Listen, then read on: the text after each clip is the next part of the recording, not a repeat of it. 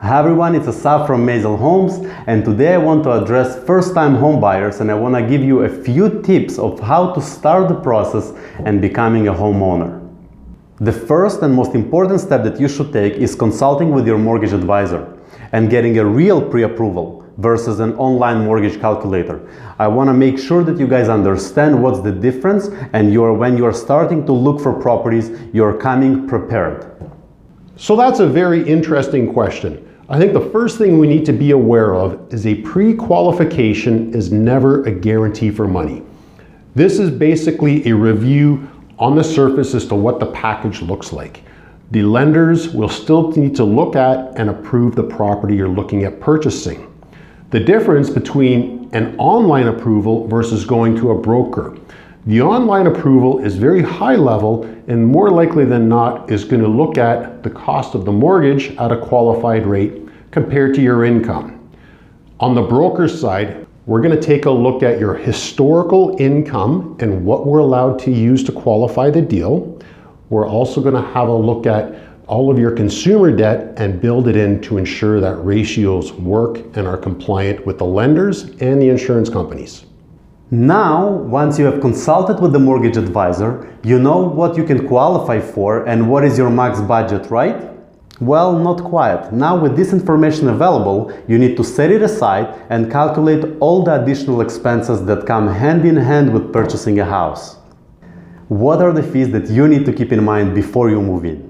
Lawyer fees, land transfer tax, mortgage broker fees, home appraisal, home inspection, and moving costs might also go into this category.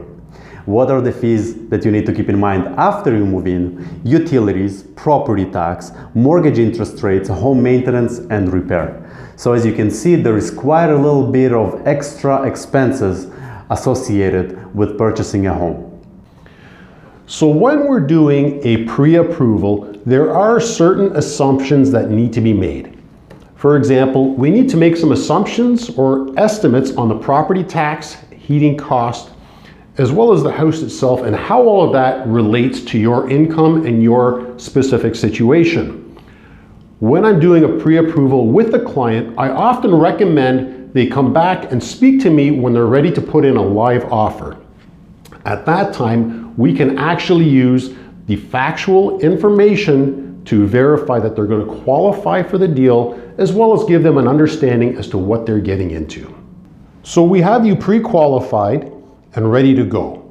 So let's use the example, we're buying a house for $500,000. The minimum down payment is 5%, which would be $25,000. There is also going to be closing costs, land transfer, legal fees, and whatnot. From a lender's perspective, we need to prove that we have at least 1.5% of the purchase price available to cover closing costs. This isn't necessarily a guarantee, however, it's just a ballpark number. So based on the $500,000 purchase, closing costs are estimated to be $7,500. What this does not account for would be the rebate you will receive as a first-time home buyer on your land transfer tax. That is something that would come after the fact as you were closing the deal with your lawyers. So the rebate could be estimated to be in or around $4,000. Of course, this is going to depend on the area where you're living, what the land transfer taxes are in that area, and of course how it impacts you as a first-time home buyer. Home appraisals are required when purchasing a home. The beauty of being a first-time home buyer coming in with less than 20% down tells us it is an insured mortgage. The insurance company will take care of the appraisal on your behalf. There will be no fee to you. With these extra fees in mind, you need to get back to your mortgage pre-approval and determine a comfortable number that you can commit to when purchasing a home.